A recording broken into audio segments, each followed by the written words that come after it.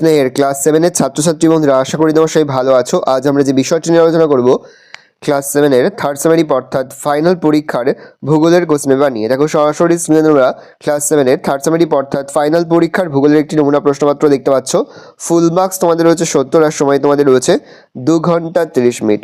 দেখো একের দাগে রয়েছে সঠিক উত্তর নির্বাচন করে লেখো যে কোনো 16টি প্রশ্নের মান 1 করে 1 × 16 = 16।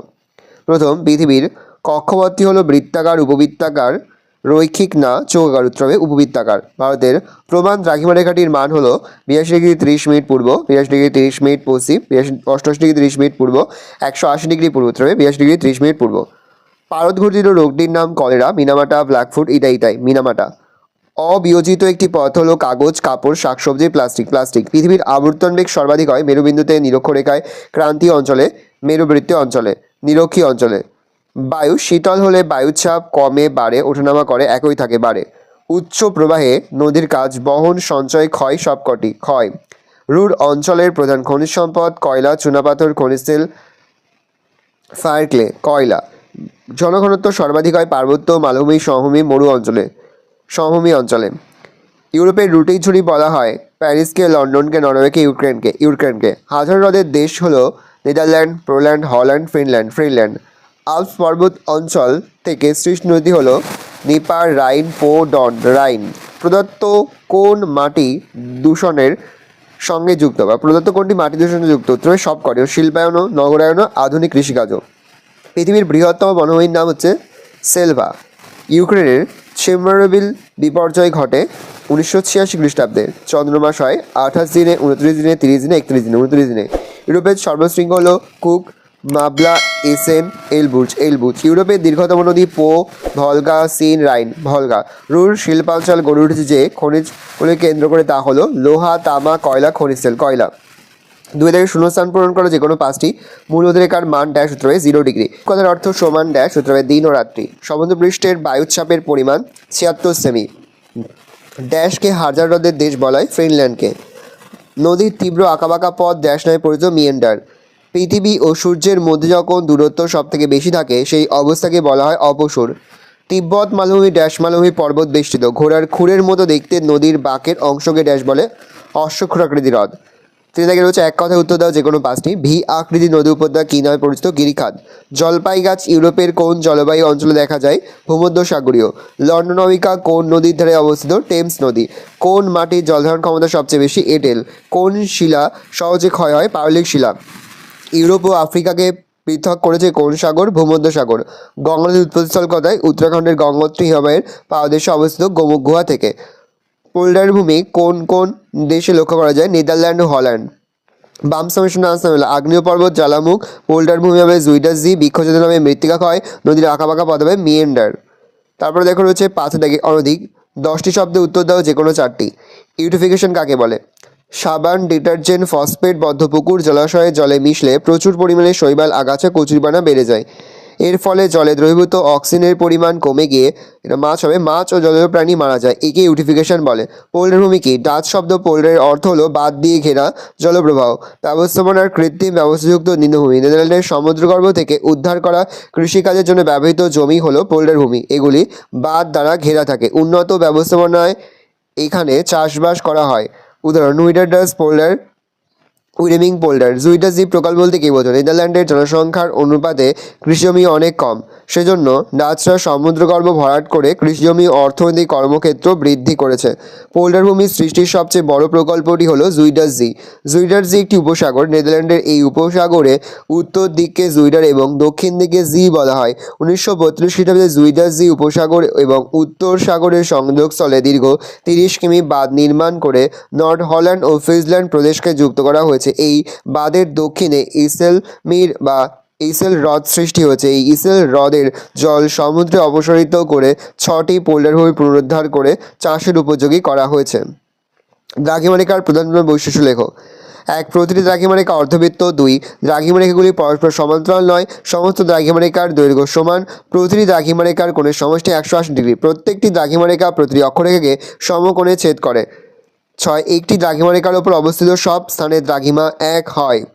জিপিএস এর ব্যবহার লেখো। বর্তমানে জিপিএস এর ব্যবহার ব্যাপকভাবে প্রসার লাভ করেছে, যেমন উড়োজাহাজ, দ্রুতগামী ট্রেন, দামি ঘড়ি, গাড়ি, মোবাইল, জাহাজ প্রভৃতি। উপগ্রহের উপস্থাপিত রেডিও ওয়েভের সাহায্যে এক স্থান থেকে অন্য স্থানের মধ্যে যাতায়াতের সময়ের উপর নির্ভর করে দূরত্ব অবস্থান নির্ণয় করা হয়। উল্লেখ্য, আমেরিকা যুক্তরাষ্ট্রে প্রেরিত 24টি কৃত্রিম উপগ্রহ নিরবিচ্ছিন্নভাবে এই কাজ করে চলেছে, যা ভূপৃষ্ঠে যে কোনো স্থানের অবস্থান অতি সহজে ও নিখুঁতভাবে জানা সম্ভব হচ্ছে। নেক্সট, কেবলমাত্র ভঙ্গিল পর্বতে ভাঁজ দেখা যায় কেন? ভূত্বক গঠনকারী দুটি অভিসারী পাত অ্যাস্ট্রোস্ফিয়ারে ভাসমান অবস্থায় যখন একে অন্যের দিকে এগিয়ে আসতে থাকে, তখন এদের মধ্যবর্তী অংশে দীর্ঘদিন ধরে সঞ্চিত পলিরাশিতে ভাঁজ পড়ে তরঙ্গারে যে পর্বতের সৃষ্টি হয় তাকে ভঙ্গিল পর্বত বলে। উদাহরণ: এশিয়ার হিমালয়, দক্ষিণ আমেরিকার আন্দিজ, ইউরোপ মহাদেশের আল্পস, উত্তর আমেরিকার রকি পর্বতমালা প্রভৃতি। জলপ্রপাত কীভাবে সৃষ্টি হয়? নদীর প্রবাহপথে কঠিন ও কোমল শিলা উলম্ব বা তির্যকভাবে অবস্থান করলে অথবা ঝুলন্ত উপত্যকা থাকলে বা মালভূমির খাড়া প্রান্তভাগে অবস্থান করলে হঠাৎ নদী উপত্যকার ভূমির ঢালের প্রভেদ ঘটে। ফলে নদীর জলস্রোত খাড়া ঢাল বরাবর উপর থেকে নিচে সবেগে ঝাঁপিয়ে পড়ে জলপ্রপাতের সৃষ্টি করে, যেমন নায়াগ্রা, ভিক্টোরিয়া, পৃথিবীর উচ্চতম জলপ্রপাত সল্ট অ্যাঞ্জেল। বদ্বীপ কীভাবে সৃষ্টি হয়? নদীর নিম্ন প্রবাহে সৃষ্ট অন্তিম সঞ্চয়িত ভূমিরূপ হল বদ্বীপ। নদীর মোহনা সংলগ্ন স্থানে ভূমির ঢাল ও জলস্রোতের গতিবেগ প্রায় না থাকার জন্য নদী দ্বারা বাহিত পদার্থসমূহ সেখানকার অগভীর সমুদ্রবক্ষে সঞ্চিত উঁচু হয়ে মাত্রাহীন বাংলার ব অক্ষরের ন্যায় যে নতুন ভূমিরূপ সমুদ্রপৃষ্ঠের ওপর জেগে ওঠে তাকে বদ্বীপ বলে। এছাড়াও নদীর মিষ্টি জলবাহিত পদ্মসমূহ সমুদ্রের লবণাক্ত জলের সংস্পর্শে এসে অতি দ্রুত জোটবদ্ধ হয় ও ভারী হয়ে বদ্বীপ গঠনে সাহায্য করে, যেমন গঙ্গা ও ব্রহ্মপুত্র নদীর মিলিত বদ্বীপ হল পৃথিবীর বৃহত্তম বদ্বীপ। 6 থেকে রয়েছে অনধিক 50 শব্দের মধ্যে উত্তর দাও যে কোনো 5টি প্রশ্নের মান 3 করে। 3 × 4 = 12। অপসূর অনুসর অবস্থান বলতে কী বোঝো? চৌঠা জুলাই সূর্য থেকে পৃথিবীর দূরত্ব সবচেয়ে বেশি হয়, প্রায় 15,20,00,000 কিমি। একে পৃথিবীর অপসূর অবস্থান বলে।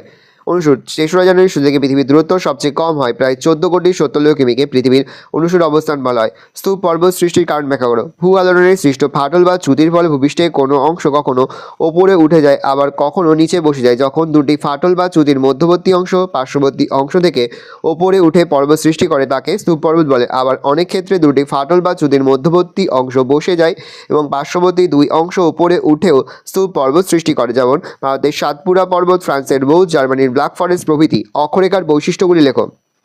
প্রত্যেকটি অক্ষরেখা পূর্ণবৃত্ত। সব অক্ষরেখার পরিধি সমান নয়। 3 পৃথিবীকে এগুলি পূর্ব হাইপেন পশ্চিমে বেষ্টন করে আছে। 4 এই রেখাগুলি পরস্পর সমান্তরাল। 5 একই অক্ষরেখা থেকে নিরক্ষরেখাগুলো মেরুবিন্দুতে দূরত্ব সমান। 6 একই অক্ষরেখার বিভিন্ন স্থানে একই সময়ে সূর্যোদয়, মধ্যাহ্ন, সূর্যাস্ত হয় না। 7 অক্ষরেখার মধ্যে নিরক্ষরেখা মহাবৃত্ত এবং মেরুবিন্দুদ্বয় বিন্দুতে পরিণত হয়েছে। জল দূষণের কারণ আলোচনা করা। কৃষিকাজ। কৃষিক্ষেত্রে ব্যবহৃত রাসায়নিক সার ও কীটনাশক এবং কৃষিজাত বজ্রপদার্থ পচে গিয়ে জল দূষণ ঘটায়। গৃহস্থলী আবর্জনা। গৃহস্থলীর সবজির খোসা, খাবারের টুকরো, উচ্ছিষ্ট দূষিত বস্তু, সাবান, ডিটারজেন্ট, ফিনাইল, শৌচাগারের মলমূত্র প্রভৃতি জল দূষণ ঘটায়। 3 শিল্প ও কারখানা। বিভিন্ন শিল্প কারখানা যেমন পেট্রোরসায়ন, রবার, প্লাস্টিক, চর্ম, কাগজ, ওষুধ, খাদ্য প্রক্রিয়াকরণ ইত্যাদি শিল্পে বজ্র পদার্থসমূহ সবচেয়ে বেশি পরিমাণে জল দূষণ ঘটায়। অজৈব পদার্থ, প্রোটিন, রাসায়নিক যৌগ, কার্বোহাইড্রেট ও অন্যান্য বিষ জলের সঙ্গে মিশে গিয়ে জল দূষণ ঘটায়। প্লাস্টিকের ব্যবহার। প্লাস্টিক বিভিন্ন জলাশয়ে জমে গিয়ে জল দূষণ ঘটায়। আর্সেনিক দূষণ। অতিরিক্ত মাত্রায় ভৌমজল উত্তোলনের ফলে মাটির নিচে ফাঁকা স্থানে আর্সেনিক যৌগ বাতাসের সঙ্গে বিক্রিয়া করে বিষাক্ত যৌগ তৈরি করে। এই যৌগ জলে মিশে পানীয় জলকে দূষণ করে। পারমাণবিক পরীক্ষা। সমগ্র বিভিন্ন দেশে পরীক্ষামূলকভাবে পারমাণবিক বিস্ফোরণ ঘটায়, তা থেকে তেজস্ক্রিয় দূষণ ঘটায়। মাটি দূষণ এর প্রতিরোধের উপায়। 1 গৃহস্থলীর বজ্রপদার্থ বা আবর্জনা সঠিক জায়গায় ফেলা। 2 পলিথিনের বদলে কাগজ বা প্লেটের থালা ব্যবহার। 3 কৃষি জমিতে জৈব সারের বেশি পরিমাণে ব্যবহার। 4 স্কুলের বা বাড়ির আশেপাশের মানুষদের সচেতন করা। 5 কৃষি জমিতে বেশি পরিমাণে রাসায়নিক সার ও কীটনাশকের বেশি ব্যবহার না করা। 6 শৌচাগার ছাড়া যত্রতত্র মলমূত্র ত্যাগ না করা। নেক্সট, খুবই গুরুত্বপূর্ণ, রুর শিল্পাঞ্চল গড়ে ওঠার কারণ লেখো। উত্তর লিখবে লৌহ ইস্পাত শিল্পে প্রধান কাঁচামাল হলো আকরিক লৌহ এবং কয়লা। এখানকার শিল্পনীতিতে এই দুটি কাঁচামালের ভূমিকায় মুখ্য। এই অঞ্চলে লৌহ ইস্পাত শিল্পের উন্নতির কারণ। 1 লৌহ ইস্পাত শিল্প। রুর অঞ্চলের প্রধান শিল্প হলো লৌহ ইস্পাত শিল্প। লৌহ ইস্পাত শিল্পের রুর শিল্পাঞ্চল ইউরোপ মহাদেশের প্রথম স্থান অধিকার করে। জার্মানির আশেপাশে লৌহ ইস্পাত এই অঞ্চলে উৎপাদিত হয়। 2 খনিজ সম্পদের প্রাচুর্য। রুর অঞ্চলে কয়লা অন্যান্য প্রয়োজনীয় খনিজ পদার্থের প্রাচুর্য ভাণ্ডার রয়েছে, যা শিল্পায়নের জন্য অপরিহার্য। 3 উন্নত পরিবহন ব্যবস্থা। শিল্পায়নগুলোতে কাঁচামাল উৎপাদিত পণ্য পরিবহনের জন্য উন্নত রেল ও সড়কপথের সুবিধা একটি বড় কারণ।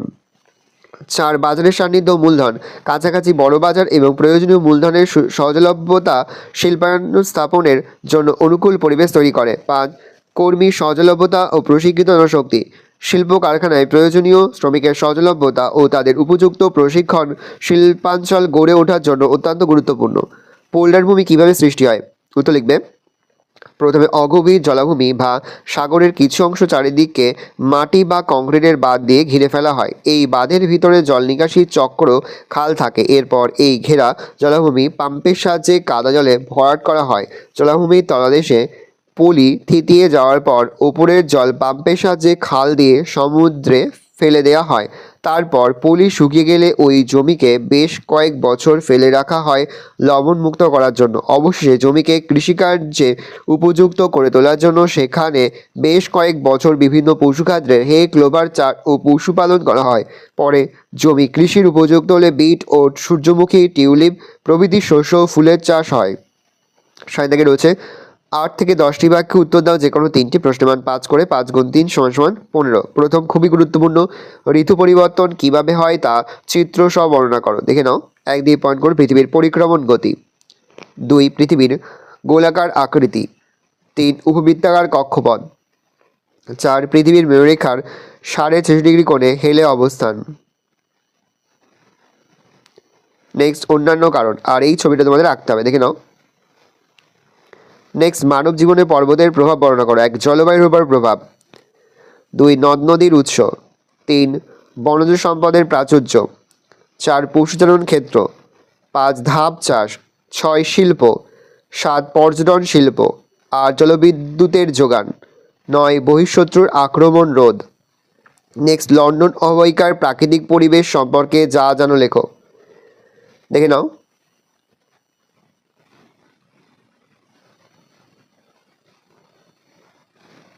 নেক্সট বায়ুর উচ্চচাপ ও নিম্নচাপের মধ্যে পার্থক্য লেখো। দার্শনিক অশ্বক্ষাকৃতি হ্রদ বলতে কি বোঝো? দেখে নাও উচ্চচাপ আর নিম্নচাপের পার্থক্য।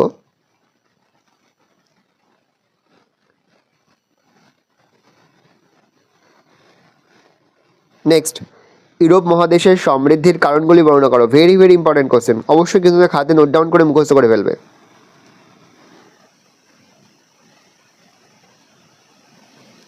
নেক্সট বায়ুচাপের তারতম্যের কারণগুলি ব্যাখ্যা করো। দেখে নাও, এটিও কিন্তু ভেরি ভেরি ইম্পর্টেন্ট।